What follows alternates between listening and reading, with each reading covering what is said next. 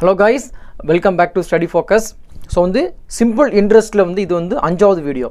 So இந்த வீடியோல வந்து என்ன டாபிக்னா வந்து money lent or money borrow அப்படினு சொல்ற டாபிக் இருக்கு.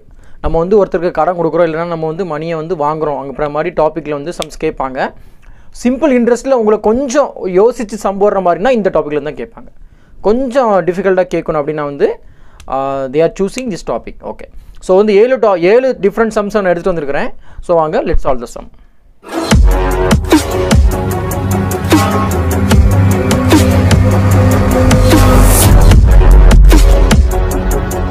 So first sum, Mugilan borrows rupees 2000 for 2 years at 5% per annum from Bingi.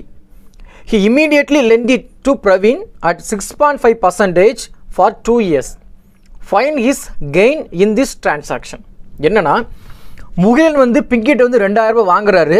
எவ்வளவு பர்சன்டேஜ்ல 5% per annum வட்டியில வந்து 2 வருஷத்துக்கு வாங்குறாரா? சரி, அப்போ பிங்கி எழுதிக்கலாம். பிங்கிட்ட இருந்து முகிலன் வாங்குறாரா? So Pinky to Mugilan. ஓகேவா? எவ்வளவு வாங்குறாரு? ரூபீஸ் 2000 ரூபாய் வட்டிக்கு வாங்குறாரு. எவ்வளவு பர்சன்டேஜ்ல வாங்குறாரா? 5%ல 2 வருஷத்துக்கு வாங்கியிருக்காருன்னு அர்த்தம். ஓகே.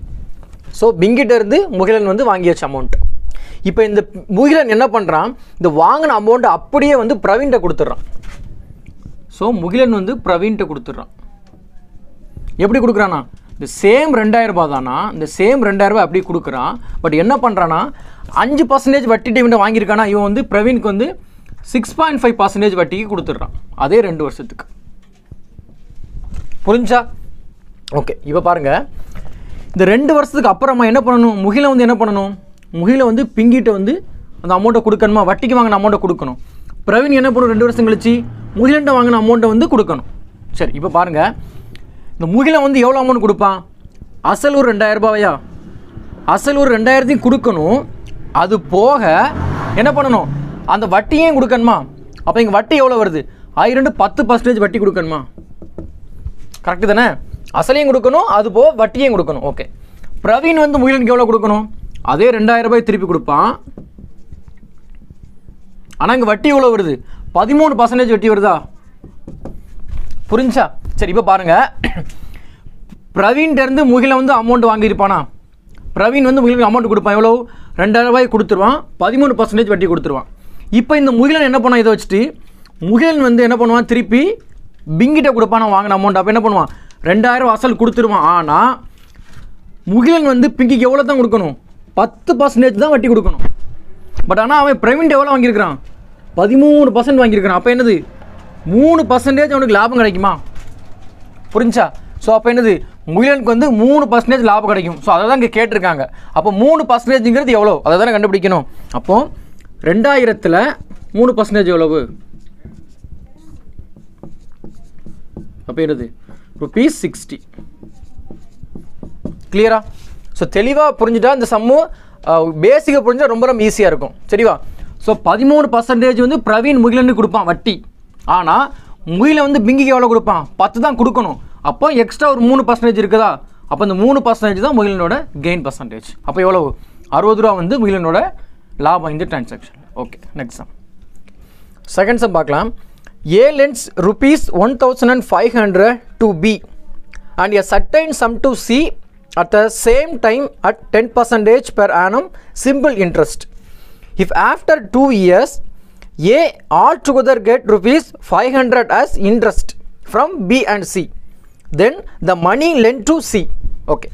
என்னன்னா A அப்படிங்கிறவர் வந்து 2 பேருக்கு கடன் கொடுக்குறாராம். யாருக்கெல்லாம், பிக்கும் சிக்கும் கடன் கொடுக்குறாராம். பிக்கு எவ்வளோ கொடுக்குறாராம், rupees 1500 கொடுக்குறாரு. rupees 1500 கொடுக்குறாரு.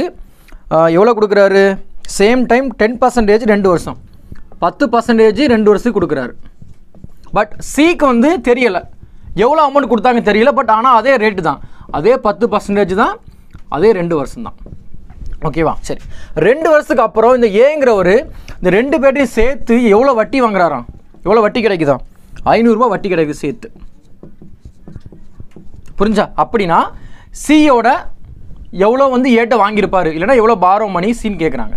சரி, இப்போ எப்படி சால்வ் பண்ணலாம்னா 2 பேர்ட்ட மொத்த வட்டி 500 ரூபாயா சரியா? இப்போ நமக்கு இங்கேருந்து இந்த பர்சன்டேஜ் வட்டி கண்டுபிடிச்சிடலாமா? இந்த 500 ரூபாயில் இது எவ்வளோ வட்டின்னு கண்டுபிடிச்சிடலாமா? ஓகே, அப்போது மொத்தமாக இவர் எவ்வளோ வட்டி பே பண்ணணும்?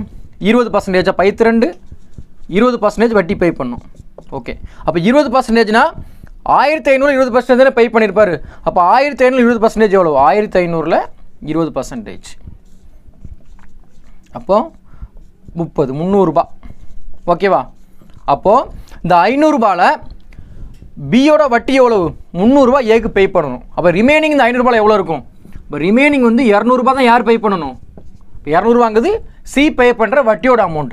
இப்போ நமக்கு தேவை பிரின்சிபல். அப்போ பாருங்கள், மொத்தமாக சியோட வட்டி பர்சன்டேஜ் எவ்வளவு? 20. அப்போ இந்த 20% தானே இந்த 200 ரூபா. இப்போ நமக்கு தேவை பிரின்சிபல் தானே. Principal always 100%. அப்போ 100% எவ்வளவு? கேன்சல் பண்ணிங்கன்னா 1. அப்போ எவ்வளவு? சி வந்து ₹1000 ரூபாய் வாங்கியிருக்காப்புல. கிளியரா? Okay, next sum. So third sum. A person borrowed ₹800 at 4% per annum simple interest and ₹500 at 2.4% per annum. The agreement says that only he can return the whole sum when total interest became ₹220. Find the number of years after he returned the sum. Okay, ரொம்ப இன்ட்ரெஸ்டிங்கான சம்மு. ஏங்கிற ஒரு 2 பேர்ட்டு கடன் வாங்கியிருக்காருன்னு வச்சுக்கோங்க. First எவ்வளோ வாங்கியிருக்கிறாருன்னா 800 ரூபாய் வாங்கியிருக்கிறார். இங்கே side வாங்கினதும் 500 ரூபாய் வாங்கியிருக்கிறார்.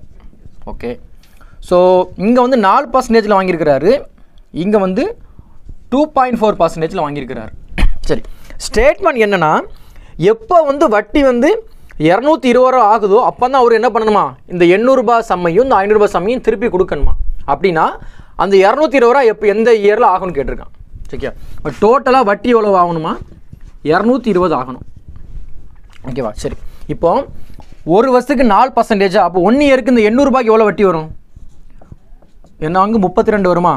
அப்போது 32 ரூபாய் இங்கே வட்டி வரும். இங்கே பாருங்கள், ஒரு வருஷத்துக்கு எவ்வளோ வட்டி வரும்? 12. ஓகேவா? தனித்தனியாக வட்டி கிடைக்கிறது. அப்போ ரெண்டையும் சேர்த்தா ஒரு வருஷத்துக்கு எவ்வளோ வட்டி கிடைக்கும்? 1 இயருக்கு ரெண்டையும் சேர்த்தனா உங்களுக்கு 32 44 ரூபா.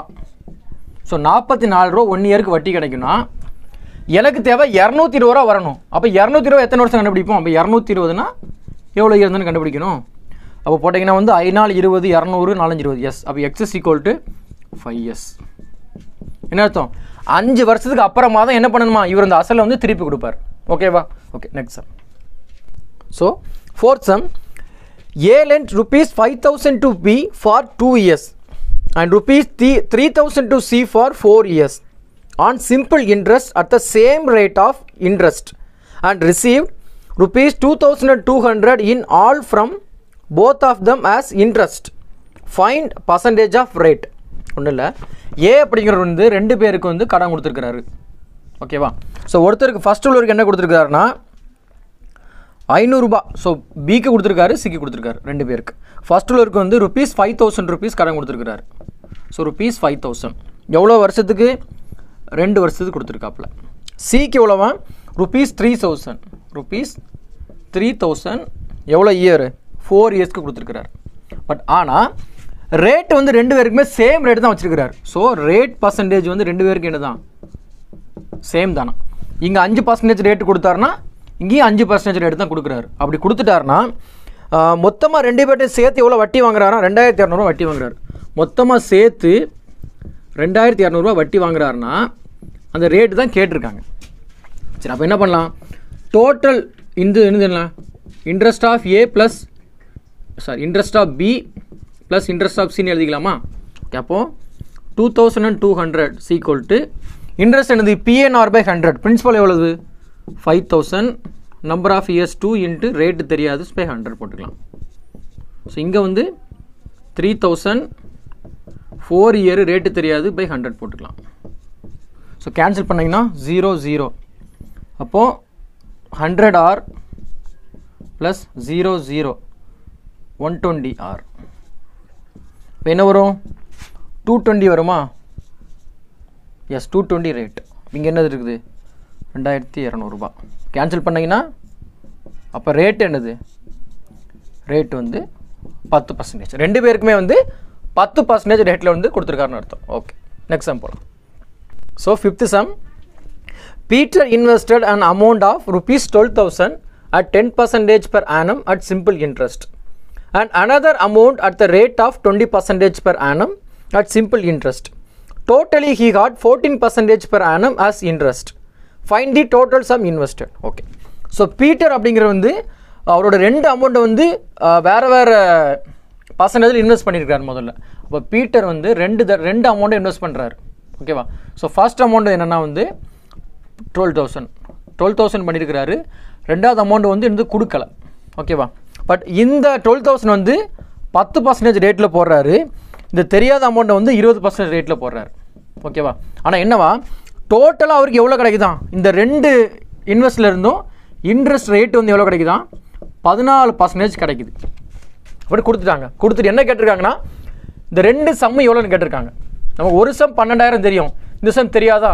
இந்த ரெண்டு சம்மையும் டோட்டலாக எவ்வளோன்னு கேட்குறாங்க. சரி, இந்த சம்முக்கு நம்ம எப்படி அப்ரோச் பண்ணலாம்னா you can apply mixer and allegation ஒரு மெத்தட் இருக்குது. அந்த சம்மில் வந்து டேரெக்டாக அப்ளை பண்ணிடலாம். அது எப்படி அப்ளை பண்ணணும்னா இந்த ஃபர்ஸ்ட் ரேட்டை எழுதிக்கோங்க 10%.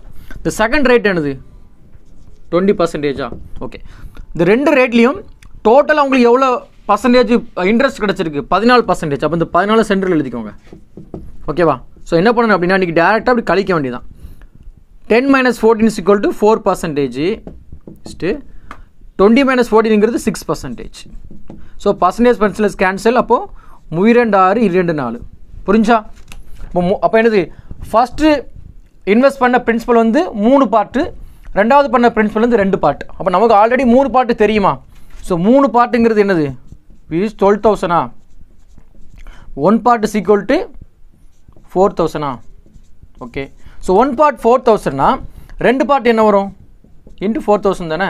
அப்போ 8,000 வருமா? ஓகே, நமக்கு கேட்டிருக்குது என்னது? ஃபைண்ட் தி டோட்டல் சம் இன்வெஸ்ட். அப்போ டோட்டல் சம் என்ன வரும்? அப்போ டோட்டல் சம் ஈக்குவல் டு இங்கே ஒரு 12,000 ரூபாய் ப்ளஸ் ரெண்டாவது ஒரு 8,000 ரூபாய் என்ன வரும்? டோட்டலாக வந்து 20,000 வந்து இன்வெஸ்ட் பண்ணியிருக்காருன்னு அர்த்தம். ஓகே, நெக்ஸ்ட் சம் போகலாம்.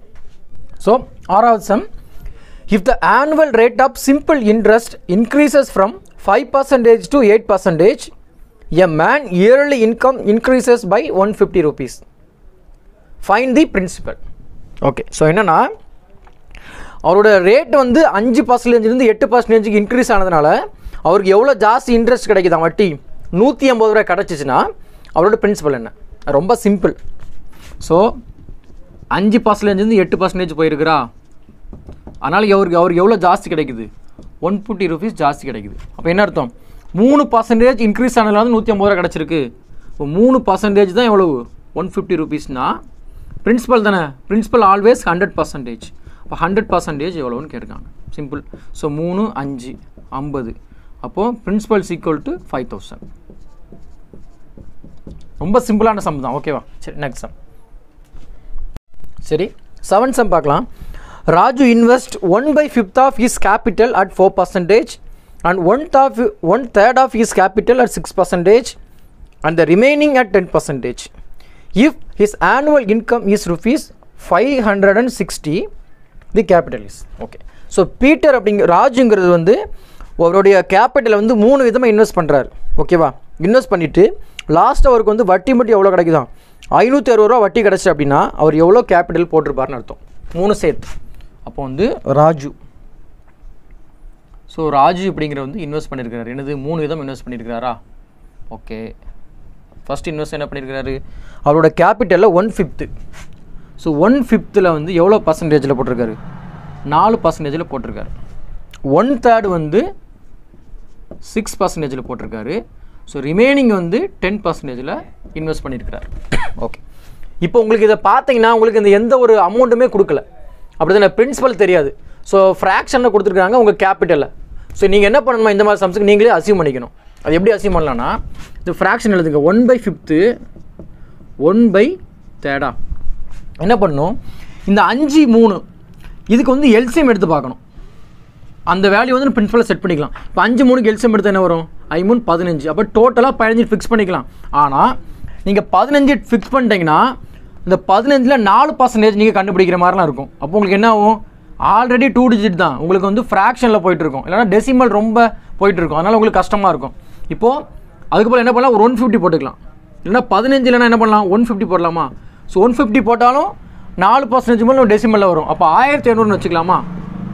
ஸோ இப்போ 1200 வச்சா தான் உங்களுக்கு என்ன ஆகும், கரெக்டாக 4% உங்களுக்கு டெசிமல் இல்லாமல் கிடைக்கும். அப்போ என்ன பண்ணலாம், இப்போ டோட்டல் வந்து 1500 வச்சுக்கலாம்.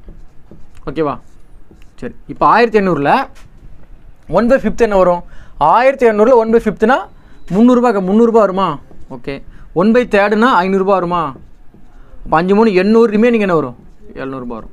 புரிஞ்சா. நான் எதுக்கு இந்த 15 எடுக்கல 150 எடுக்கல புரிஞ்சா, ஏன்னா உங்களுக்கு வந்து டெசிமலில் வரக்கூடாதுன்னு சொல்லியிருக்கேன். சரி, இப்போ இந்த 300ல் 4% தானே, இந்த 300 4% என்ன வரும், 1% 3 ரூபா, 4% 12 ரூபா. ஓகே, இந்த 500ல் 6%, 1% 5 ரூபா, 6% 30 ரூபா. ஓகே, ஸோ 10%, 10%னா 70 ரூபா. கூட்டினா என்ன வருது, 70 30 100 112 ரூபா. அப்போ டோட்டல் என்ன வருது, 112 ரூபா வட்டி கிடைக்கா.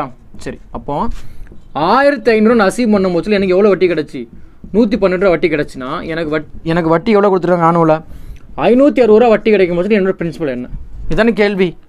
ஓகே, ஸோ அப்போ பார்த்தீங்கன்னா அப்போ சால்வ் பண்ணலாமா. X equal to 560 into 1500 divide by 112.